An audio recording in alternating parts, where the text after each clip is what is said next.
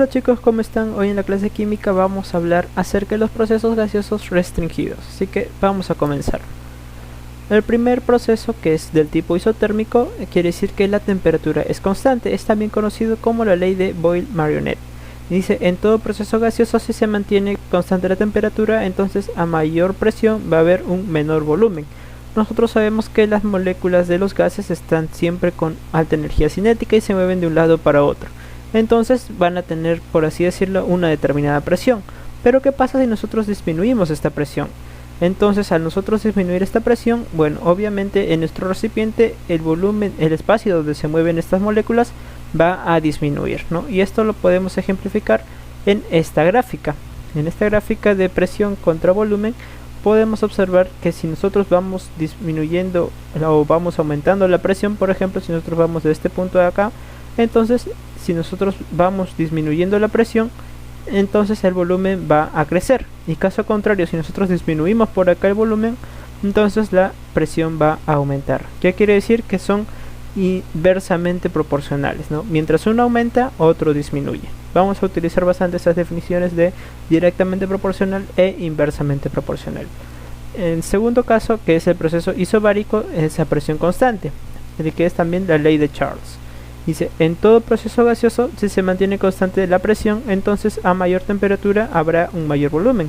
En este caso vamos a observar lo siguiente, que la gráfica nos dice, la gráfica de volumen contra temperatura, ambas van a ser directamente proporcionales. ¿Qué quiere decir? Si nosotros tenemos una presión que va a ser constante y tenemos una temperatura y volumen inicial, entonces si nosotros mantenemos esta presión constante y aumentamos la temperatura, entonces el volumen se va a expandir, las moléculas van a tener un mayor espacio donde moverse, por lo tanto va a ser una relación directamente proporcional. Ambas magnitudes van a aumentar a la par de que una aumenta, la otra también va a aumentar, o caso contrario, si una disminuye, también la otra tiene que disminuir.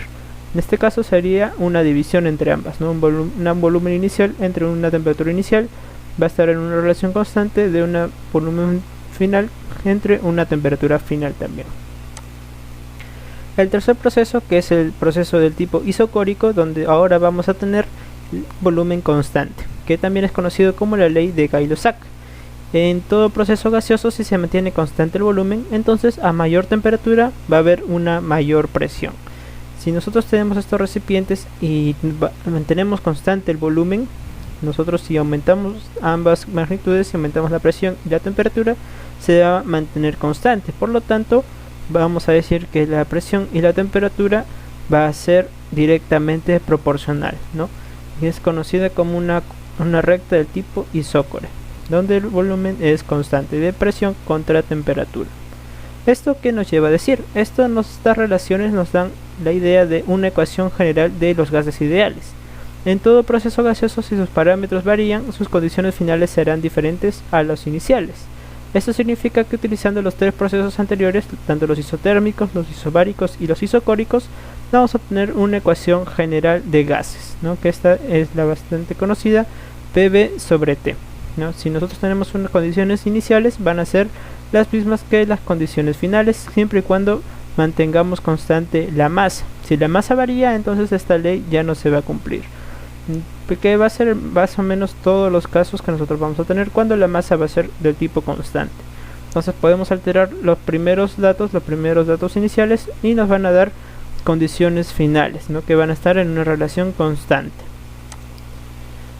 Bien, vamos a ver aparte algunos otros casos especiales. Cuando por ejemplo tenemos una mezcla de gases, vamos a tener la fracción molar. ¿Qué quiere decir la fracción molar?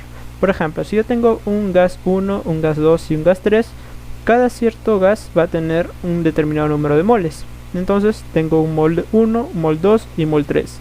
Pero si yo quisiera hallar la cantidad de moles totales que hay en este recipiente, no podríamos hallar mediante una suma, ¿no? De mol 1 más mol 2 más mol 3 nos darían los moles totales. Pero la fracción molar nos dice de que en qué tanta proporción, en qué tanta concentración se encuentra un mol de un determinado gas entre la cantidad de moles totales, ¿no? Sería el mol del gas 1, por ejemplo, entre las moles totales.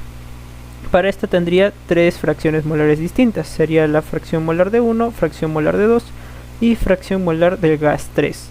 pero se va a cumplir algo bastante interesante, que si yo sumo estas fracciones molares me darían como resultado 1, ¿no? Cada una de estas fracciones molares sería una fracción entonces menor a 1.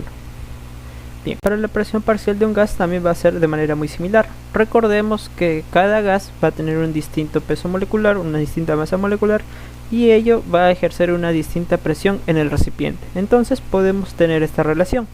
Si nosotros multiplicamos su fracción molar de un determinado gas por la presión total, entonces vamos a tener la presión parcial de un gas, ¿no? Del gas número 1 en este caso, y de manera análoga con los siguientes gases. Y esta vez se va a cumplir algo bastante también interesante, que si la presión parcial de 1 sumada con la presión parcial de 2 más la presión parcial de 3 nos va a dar la presión total, ¿no? Esto es lo que significa esta ecuación de acá. Para hallar el peso molecular de una determinada mezcla gaseosa nos ponemos en el siguiente caso. Si nosotros tenemos una mezcla gaseosa de dos gases, tendríamos el gas A y el gas B.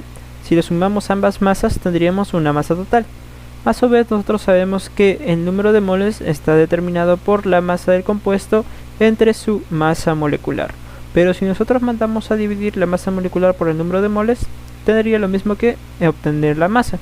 Y al momento de reemplazar esta expresión en la número 1, obtendríamos la siguiente relación. La masa molecular total o el peso molecular total sería igual a la fracción molar del primer compuesto en función a su masa molar más la fracción molar del siguiente compuesto con su respectivo peso molecular. Bien, entonces ya podemos resolver algunos ejercicios. En el primero, ¿qué nos dice? Dice, un gas se encuentra a 3 atmósferas y aumenta a 9. Si se sabe que su volumen inicial era de 15 litros, hallar su volumen final si es un proceso isotérmico. Entonces estamos frente a la ley de Boyle.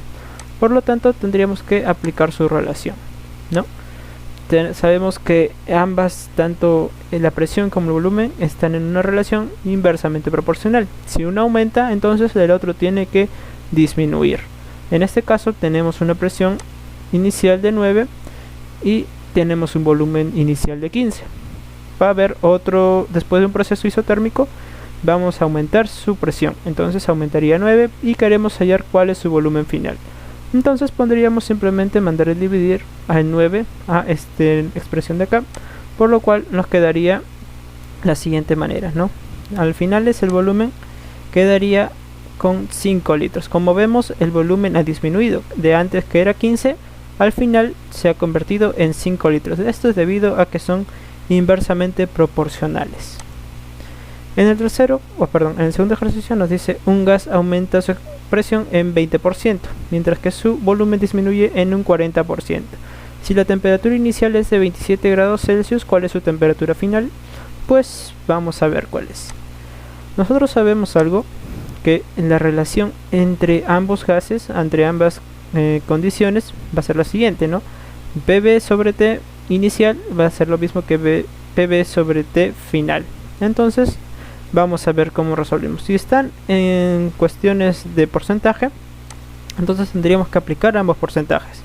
Ponemos como la presión 1 como un 100% y el volumen 1 también sería un 100%, ¿no? Esto es al inicio de nuestra reacción. Pero algo importante y que tenemos que recalcar es que la temperatura a la que nosotros vamos a trabajar tiene que estar siempre en grados Kelvin. Entonces hacemos la transformación de Celsius a Kelvin, ¿no? Como sabemos, para pasar de Celsius a Kelvin tendríamos que sumar 273. Entonces 273 más 27 nos darían 300 Kelvin. Por otro lado, para la relación final, ¿no? Lo que nos quedaría después de hacer todo un proceso, entonces nos quedaría de la siguiente manera. Si la presión aumenta en un 20%, sería lo mismo que poner 120% de la presión inicial. Por otro lado, si disminuye en un 40%, entonces sería lo mismo que poner un 60% en el volumen final. Y lo que nos piden es la temperatura, ¿no? ¿Cuál es la temperatura final? Entonces, después de aplicar todos estos cambios y de poder resolver esta ecuación de acá, nos damos cuenta que tanto la presión como el volumen se van a ir, ¿no es cierto? Pues esto es lo que nos quedaría después de resolver todo esto. La temperatura sería igual a 120% de 60% de 300 Kelvin. Entonces, resolviendo y multiplicando, nos quedaría al final que la temperatura 2 sería 216 Kelvin. Recordemos que esto lo estábamos trabajando en porcentajes. Sería lo mismo que poner acá como la presión como 1, el volumen como 1, y acá sería lo mismo que poner 1,2 o 0,6, ¿no? Con respecto siempre a las condiciones iniciales. En el tercer problema nos dice 10 litros de oxígeno se encuentran a 273 Celsius y a una presión de 300 atmósferas. Si la temperatura varía de 0 Celsius y la presión hasta 1 atmósfera, nos piden calcular el volumen final. Entonces aplicaríamos de manera similar al concepto anterior, ¿no? De la PV sobre T inicial sería lo mismo que PV por V sobre T final. Entonces vamos a reemplazar los datos. ¿Qué tenemos? Tenemos la presión inicial es de 3 atmósferas, el volumen inicial que viene a ser los 10 litros de acá, y la temperatura, recordemos que tendríamos que multiplicar, sumar más 273 si estamos de Celsius para Kelvin. Entonces la temperatura que viene a ser 0 Celsius en el final sería lo mismo que poner 273 Kelvin. Recuerden que 0 grados Celsius es 273 Kelvin, la temperatura absoluta. Y en las finales la presión quedaría como 1 atm, ¿no es cierto? Bien, por lo tanto tendríamos que simplemente resolver esta expresión, no es nada complicado, por lo que nos quedaría el volumen final como 15 litros. Bien, como cuarto problema tenemos el siguiente. Una muestra de nitrógeno gaseoso a 27 grados Celsius es trasladada a un recipiente de 10 litros a un recipiente más grande de 15 litros. ¿En cuánto debería variar la temperatura en Celsius si el proceso es del tipo isobárico? Entonces, si nosotros estamos frente a un proceso isobárico, la presión es constante, por lo tanto disminuimos, es como si nosotros quitáramos esta presión de acá y solamente tendríamos la relación de volumen sobre temperatura, ¿no es cierto? Lo quedaría de esta manera. Entonces, si el volumen es inicial de 10 litros, vemos que la temperatura a la que está es de 300 Kelvin. Recordemos que Celsius para Kelvin es más 273. Entonces nos piden a las finales en el volumen de 15 litros cuál temperatura tendrá. Por lo tanto, vamos a resolver esto. No tampoco nada complicado, es una simple regla de 3 inclusive, donde podríamos mandar la temperatura a multiplicar acá, el 10 a dividir y el 300 a multiplicar. A las finales la temperatura en grados Kelvin es de 450 Kelvin. Por lo tanto nos piden la variación de la temperatura, ¿no? Pero tenemos que transformar esta temperatura de Kelvin a grados Celsius. ¿Y esto cómo lo hacemos? Pues simplemente, si en el proceso inverso de convertir de Celsius a Kelvin sumamos, para hallar el proceso inverso tendríamos que restar. Entonces sería 450 menos 273. Sería 177 grados Celsius. Por lo tanto, vemos que la variación en sí que nos piden es la resta, ¿no es cierto?, de esta temperatura final menos la temperatura inicial. Por lo tanto, la temperatura que va a variar es alrededor de 150 grados Celsius.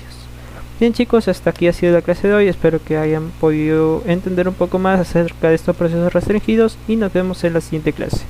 Cuídense mucho, bye.